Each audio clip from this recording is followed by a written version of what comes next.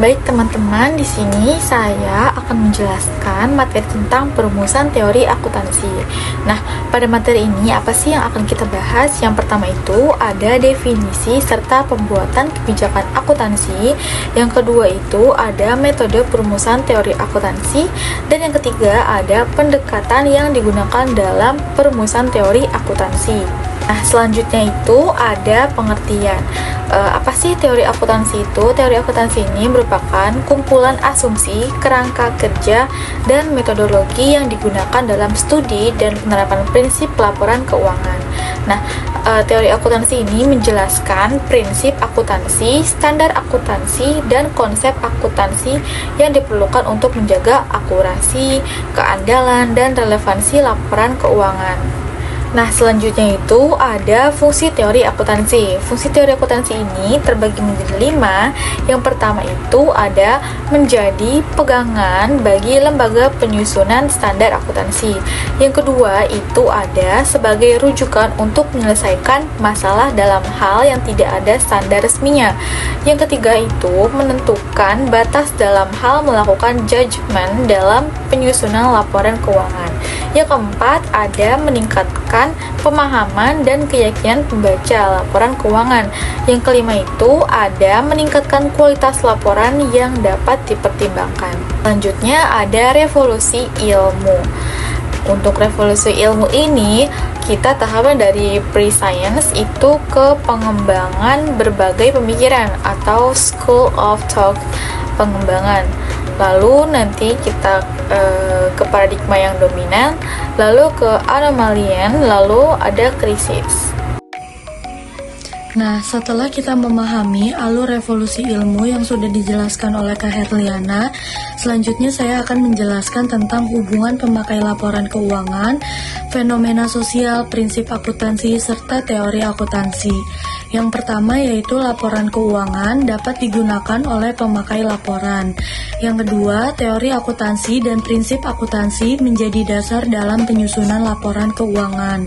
Yang terakhir yaitu fenomena sosial ekonomi juga mempengaruhi dan dipengaruhi oleh laporan keuangan serta teori atau prinsip akuntansi. Selanjutnya yaitu teori dan pembuat kebijakan akuntansi.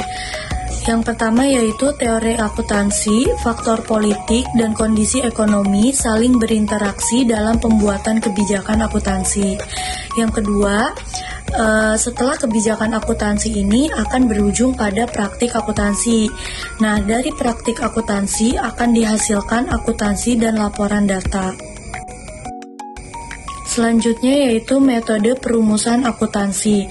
Ada beberapa metode, di sini ada 4. Yang pertama yaitu metode deskriptif atau pragmatik, yang kedua yaitu psikologikal pragmatik, metode normatif, dan metode positif. Yang pertama yaitu metode deskriptif.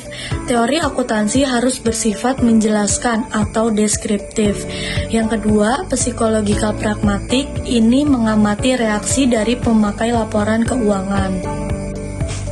Nah, metode normatif di sini akuntansi dianggap sebagai norma yang harus diikuti, dan metode positif disebut sebagai metode ilmiah karena disusun dengan peraturan yang terstruktur.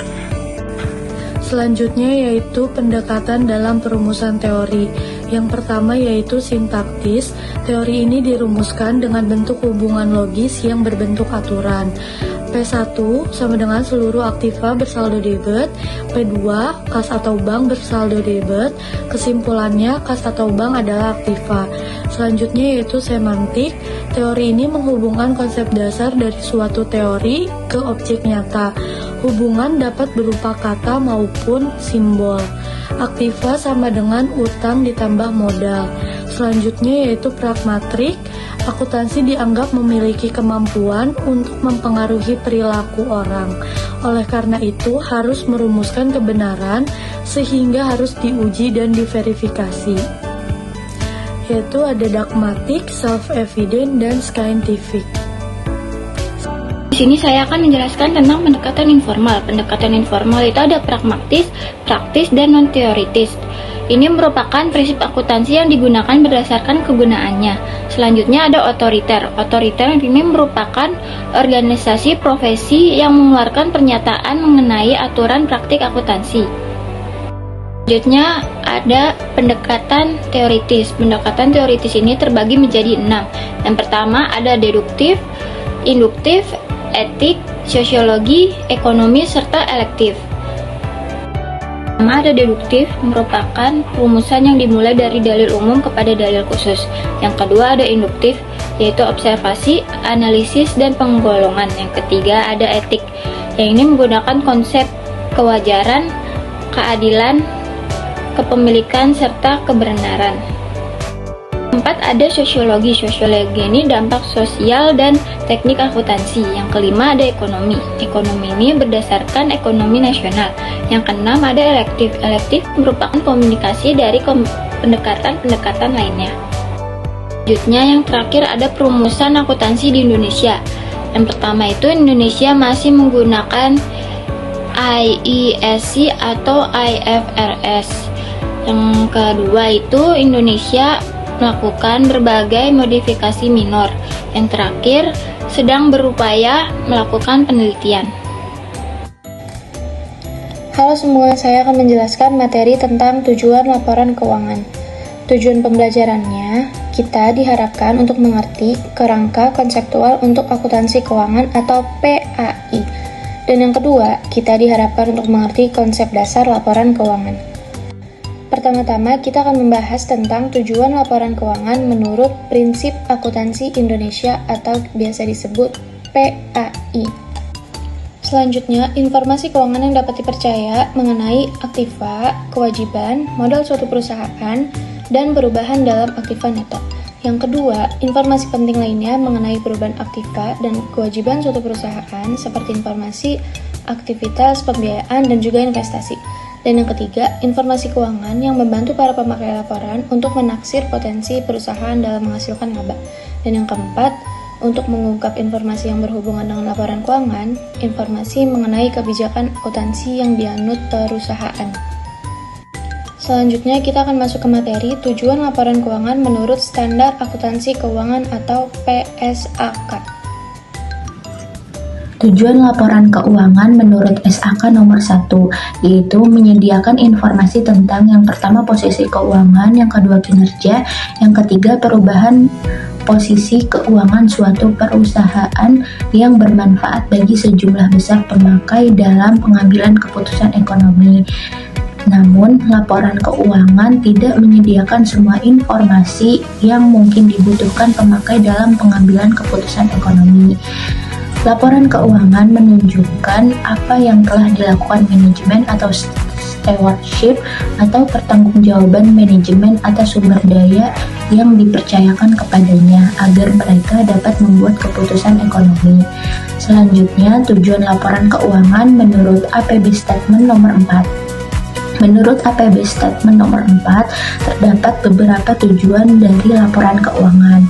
Yang pertama, tujuan khusus, yaitu menyajikan laporan keuangan, A. Posisi keuangan, B. Hasil usaha, C. Perubahan posisi keuangan secara wajar sesuai GAAP. Yang kedua, tujuan umum, memberikan informasi, A. Sumber ekonomi, B. Kewajiban, C. Kekayaan bersih, D. Proyeksi laba, E. Perubahan harta dan kewajiban, F. Informasi relevan.